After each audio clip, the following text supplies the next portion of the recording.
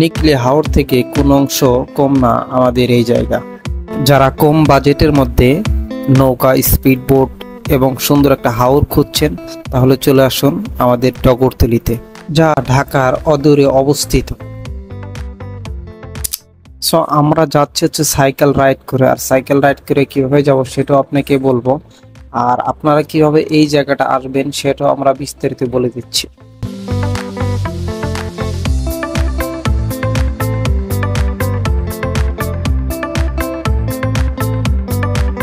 এখানে আসতে হলে আপনাকে বাইপেল আসতে হবে, যা আসলে অবস্থিত। বাইপেল নেমে যে কোনো রিক্সা থেকে আপনার ডগরতলি বললে যে কাউকে জিজ্ঞেস করলেই আপনাকে দেখিয়ে দেবে, ভাড়া হয়তো আপনার 40 থেকে 50 টাকা ভাড়া পাবে অটো বা রিক্সা।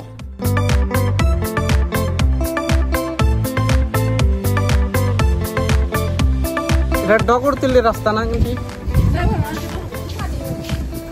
পানি ওখানে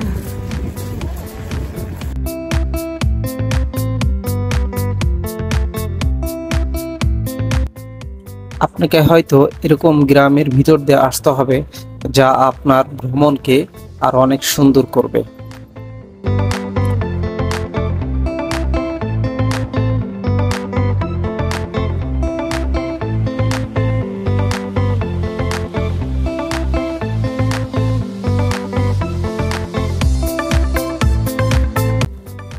বর্তমান হচ্ছে বর্ষাকাল, তাই চারিদিকে পানি থাকায় অনেক মানুষ দেখবেন রাস্তার পাশ দিয়ে বড়শি বা জাল দিয়ে মাছ ধরছে, যা প্রকৃতিকে আরো সুন্দর করে তুলছে।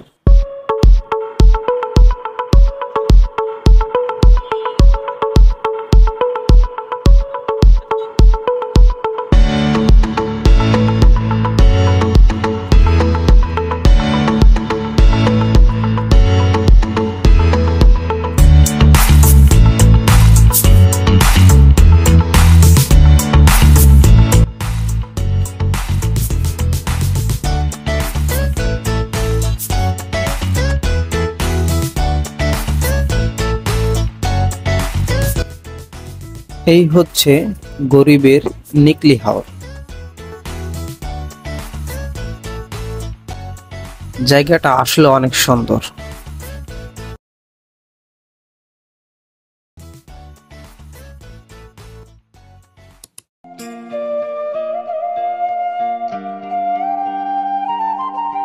দুই পাশে হচ্ছে পানি, আর মাঝখান দিয়ে হচ্ছে সরু একটা রাস্তা চলে গেছে, ইটের রাস্তা, আর দুই পাশে হচ্ছে নৌকা, আর মাঝখানে মানুষজন চলাচল করছে, দেখতে খুবই সুন্দর। আর বিকালবেলা প্রচুর পরিমাণ মানুষ আসে, আর শুক্রবার দিন যেগুলো বন্ধের দিন থাকে সেদিন কিন্তু আরো অনেক দূর দূরান্ত থেকে মানুষ আসে এইখানে।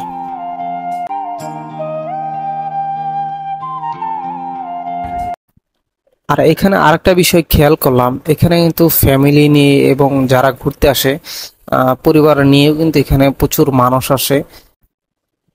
আর যারা চিন্তা করতেছেন এখানে গোসল করবেন, তারা অবশ্যই সকাল সকাল আসার চেষ্টা করবেন, তাহলে দুপুরবেলা আপনারা গোসল করতে পারবেন। আর এখানে সতর্ক থাকবেন, এখানে কিন্তু প্রতি বছর একজন দুজন কিন্তু এখানে মারা যায়। তো এই জিনিসটা কিন্তু অনেকে হয়তো জানেন না। তো এখানে কিন্তু যারা গোসল করবেন তারা অবশ্যই সতর্ক থাকবেন।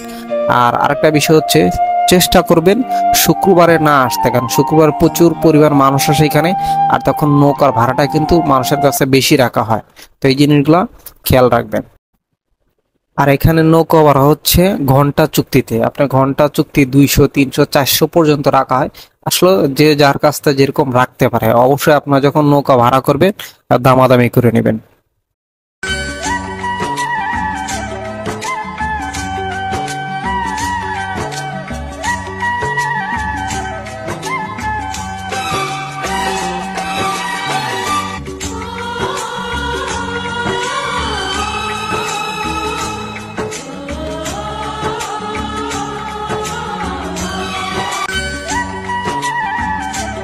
এখানে প্রচুর পরিমাণ বাইক রাইডার আসে, ঘুরতে আসে।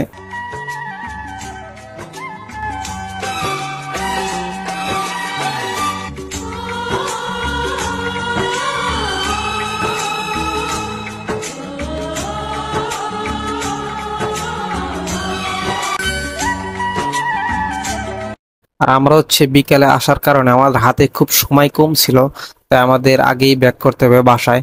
সেজন্য চিন্তা করলাম আমরা নৌকা করে বাসায় যাও, কারণ আমরা যদি এখন সাইকেল দিয়ে আবার সেম আগের রাস্তায় যাই তাহলে আমাদের অনেকটা দেরি হয়ে যাবে।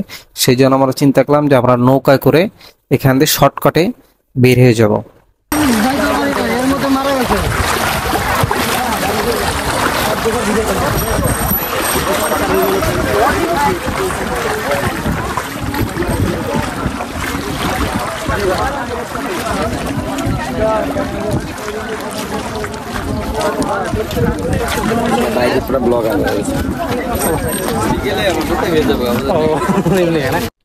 এরপর হচ্ছে আমরা একটা ইঞ্জিন চালিত একটা নৌকা ভাড়া করি, সেই নৌকা হচ্ছে আমাদের সাইকেলগুলো উঠাই, ওঠানোর পর আমরা উঠি এবং আমরা সেই নৌকায় করে আমরা যাচ্ছি।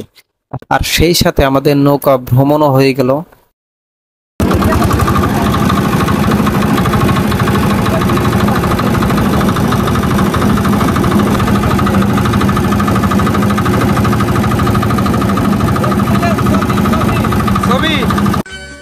হাওরের শীতল বাতাস আপনার মনটাকে শীতল করে দিবে।